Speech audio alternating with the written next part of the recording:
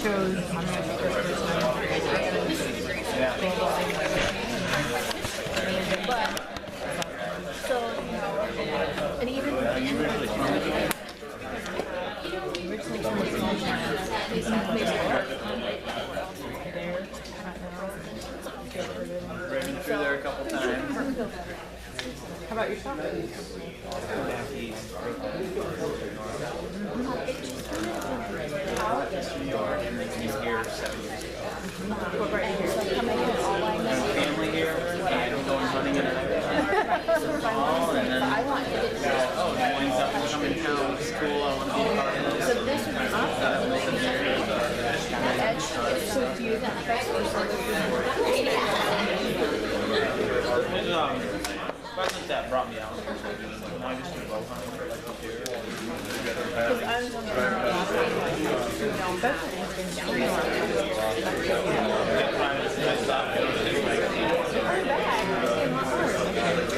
Better to stay away from it and let them come back.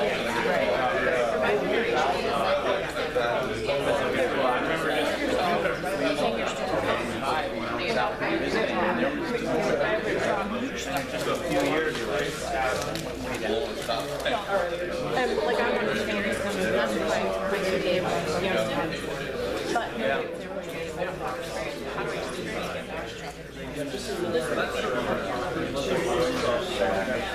More land.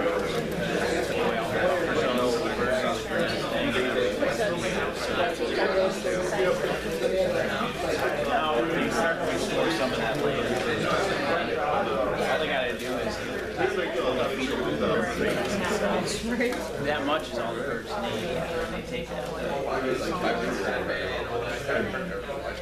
They still got family down there. Simpson did I want to administrative work for the organization. We actually live on 8th Street, Irvine. Yeah.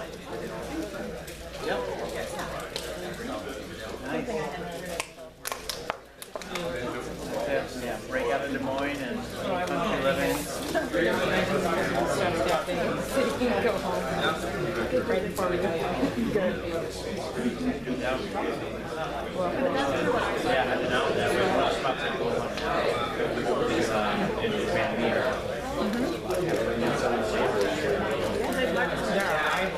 Yeah, I can see that. Yeah. Back when kids came home and they were like, those damn cheaters. I'm like, no, we don't say that. So does DeSoto, do they have their own school district and stuff? Okay. Dell has its own, Meter has its own. They're alone.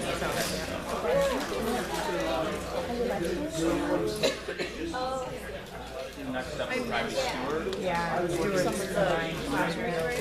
Yep. You do definitely have to go home. Yeah. And it's hard to collaborate. Yeah. They had a lot of trouble with You're it. doing it online. That's probably the toughest. Didn't matter. I mean, those are big areas and stuff too. You have, I think parents are like some of your classes are almost half. Yeah. Probably like you're alone, just one. yeah, Focus on your So like. sometimes it's a struggle to do that way. that's all over one school district. And you're still trying to get to know other people. Yes, there have been people who have everything in mind. Some of the big schools get And you kind of like you introduce yourself to Yeah. each class. And then you're like, oh my gosh, hey, how are you? I like that. Yeah, I've always. Me and my wife thought It's that. been different. It's definitely made my school go easy. We just bought a home last year. That's what we started at. We're thinking of like that, but we're like, let's. Yeah, we bought a condo there and did this a couple of years when we bought the land. And sold our condo. Cool. Exciting. Yeah, that's a lot. That's Nice view and everything. Cool. And then just your family, you guys fun. My husband's asshole. Yeah. I wouldn't kill him. I'm not complete opposite. That's tricky watches everything out the back window. Oh, yeah. Absolutely. It takes a giant around and here's where they're at and here's where they're hanging out. Here's just their Yeah, for some reason we tell our wives, you know. attention. That's how We're we gonna go know ahead and get that started. that's you looking. My name is Tina Haddon, and I am your facilitator for the day. So I'm not going to talk much up front. I will be back with you after the presentation. But before we get started, I would like to introduce Chris Draper, who is the Executive Director for the Simpson College Emerge program. I'd also like to introduce Kay Newman-Thomas, who's with ABI. I think most people know her. And Amy Jennings, who's with the Greater Des Moines Leadership Institute. Both of those organizations were instrumental in helping us get today set up, so thank you. I do want to go around the room real quickly, and all I want is your name and the organization that you're representing. And that way we can kind of get an idea of who is here today. So I won't start with you, you just filled your mouth. How about if I start with you back in the back? Adrian Greenwald with Venturet, Iowa. Kylie Dittmer, and I work at Principal Financial Group. I'm Amy Day with Simpson College, specifically with the adult learning part of Simpson. Amanda Karsten Stewart with Global Atlantic Financial Group. Sean Harrington with startup company BloomSnap. I'm Lauren Ditzler. I work for RDG Planning and Design and the City Planner. Jeff Wood, I'm with Gravitate. Ashley Jarrett, Iowa Finance Authority. Joe Eckert, the City of West Des Moines and the West Des Moines Business Incubator. Clyde Evans, City of West Des Moines and West Des Moines Business Incubator. Lindsay Clark of Bloomsdale. Terry Wood with the Iowa Lottery. Phil Williams with CenturyLink. Tyler Cameraman, Principal Financial. Carrie Coppola, Blue Compass Interactive. John Garvey with Proximity. Adam Steen, turkeyfan.com. Rush Nugget, Brick Gentry Law Firm. Gabriel Glenn / Web Studios. Aaron Jurgens, GSC Agribusiness. Ed Wallace, Iowa Workforce Development. I'm Phil Cobb, co-founded the Emerge Enterprise. Michael Sadler with CenturyLink. Brad Bach, Red Rock Trust. Tim Whipple, Iowa Economic Development Authority. Amy Jennings, Greater Des Moines Leadership Institute. Max Carroll with Paula. Kay Newman Thomas with the Iowa Association of Business and Industry Foundation. Great, welcome everyone.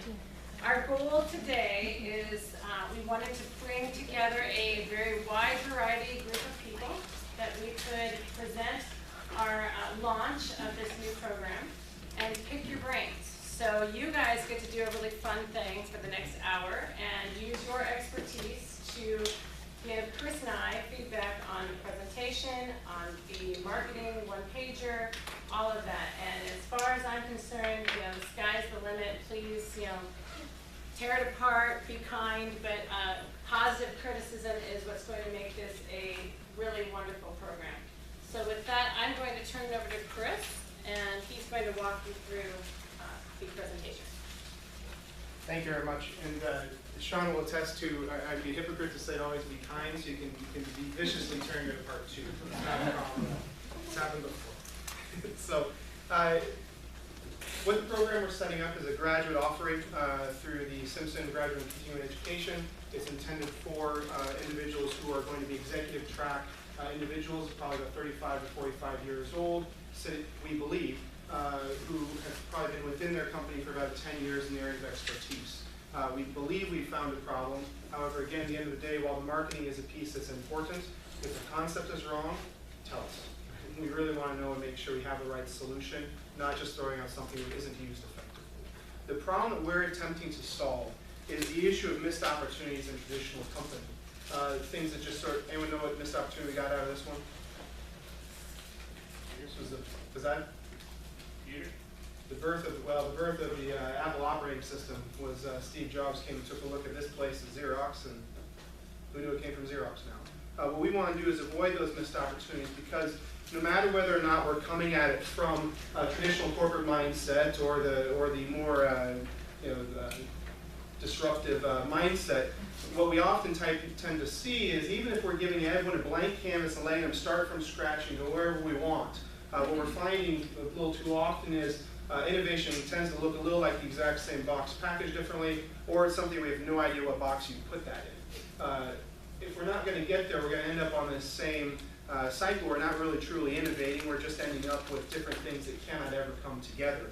What we're looking to do to fix that is say, how can we actually take the experience that's been gained within our corporations it really is well-earned experience, and take a little bit of a different twist on it with the opportunism of the startup culture and the culture of questioning every single thing there is, and then put true innovation into building blocks we can actually use in our everyday jobs, ways that we can actually become entrepreneurs within the organization, demonstrate how to make an organization that has everything, be able to pull from all that experience and be able to refocus it in a way that's necessary in what's going to be a rapidly changing world. This is all. What we're looking to do, as we say, is we do not want to say, hey, let's throw out the box. All we want to do is say, let's take a look at those tools we've been using forever. Maybe we can bend them a little bit and come up with a new use. As a brief warning, the class that we're identifying running is not a traditional book class. It isn't the thing where you come in, you sign up, and you put your signature on so you're good to go. There's very few things that we can actually do by just reading a book, and this is going to be one of them. What the program is an action-oriented experience. We want to make sure that you are, anyone who's in it is actually learning by doing. And what we mean by doing is we want to make sure that when you finish this course, you don't have to put on there that you had, took 2 weeks of doing something here. What we can actually say is we can put under the actual achievements part, you actually have startup experience where you've actually gone out there, even though you've had 10 years becoming an expert within what's the traditional corporate concept, you actually know how to actually drive success, and you made decisions, which is where we see a lot of challenges. Where this value proposition is, as an individual, as companies, we tend to see, we tend to see if they're trying to identify who's the next person that's going to change things.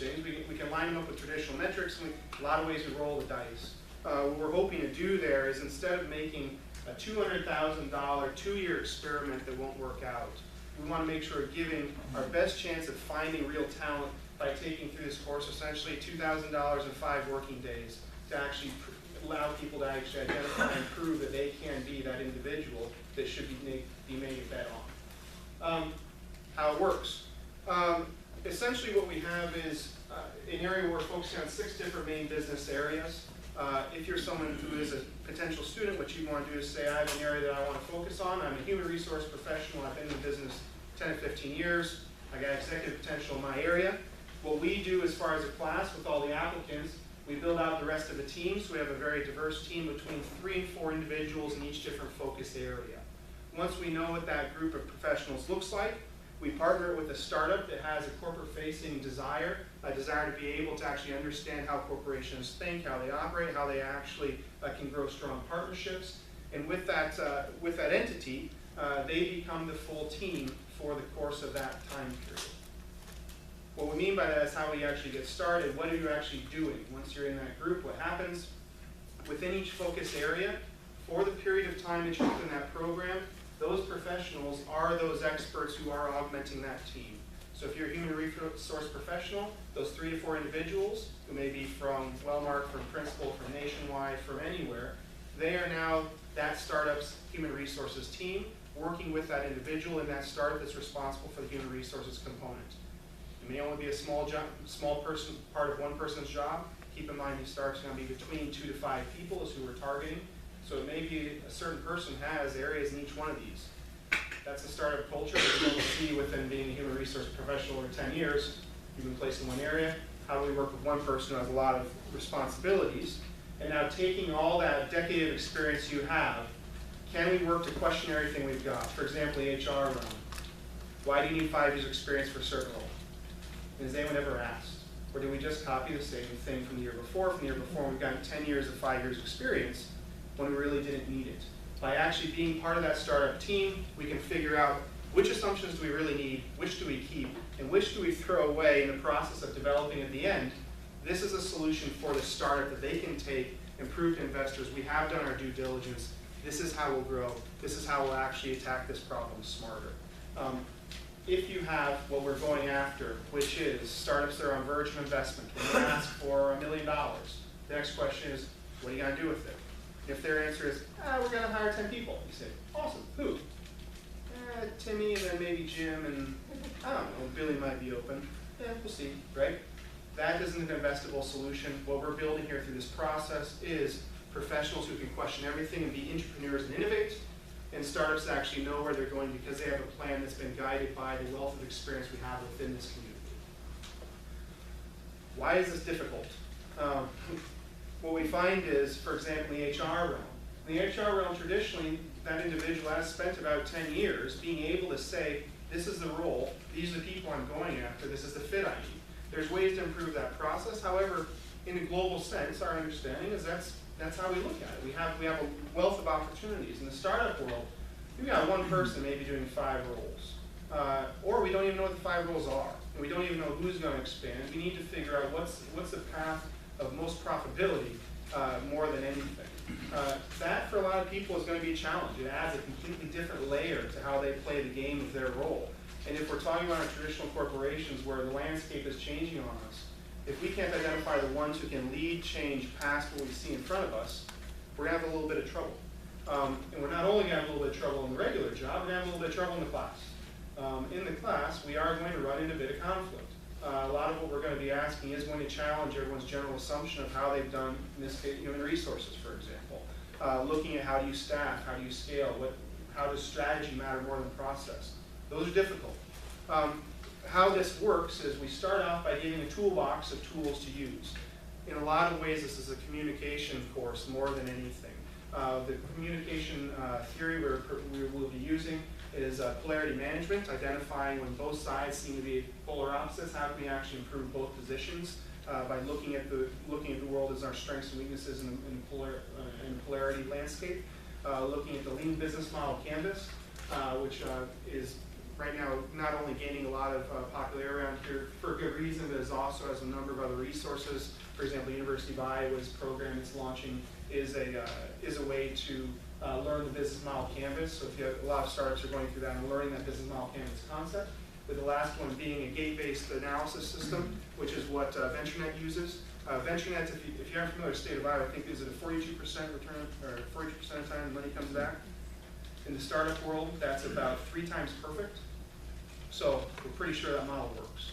We're going to be using a gate-based model, which is what VentureNet uses, which is what Entrepreneurial Operating System uses, to actually use these 3 tools as the means of allowing these teams to partner and figure out over bursts of time where we have a few high-density bursts of essentially about 20 hours of time with everyone together, with off-week touch points of a few hours in the off weeks. We run through a 9-week program where as we get together, as we solve the problems that come up, we bring in a few facilitators that can help us in a targeted way as we need them to make sure everyone's able to get past what are going to be challenges to hopefully at the end of the day get us to a solution that both allows individuals to both hone and demonstrate that they are entrepreneurs and allows a startup to understand what they really need to do to make sure they are the type of business that is investable and can take the next step. So the big question is, let's say we get through this process. What's the value proposition? What's in it for the students? What's in it for the companies? What's in it for the startups?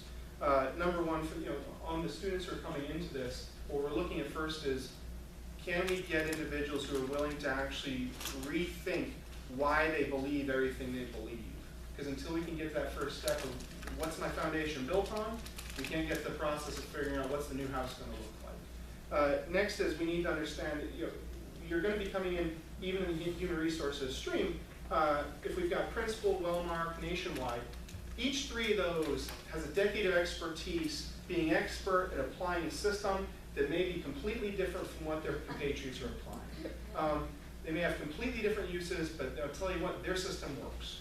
Well, that's not bad. We need to understand why their systems works and how are we actually going to make sure we can actually look at it differently, because when you start flipping the model a little bit on us, there looks like a lot more blue opportunities for us. So those are the real keys of what we're looking to get out of this is, we want to allow individuals to drive meaningful change within their organization by forcing them through the process of having to actually rethink everything they know and rethink how they apply everything in their day-to-day lives, which that's difficult, and we haven't seen an offering yet that's able to provide that.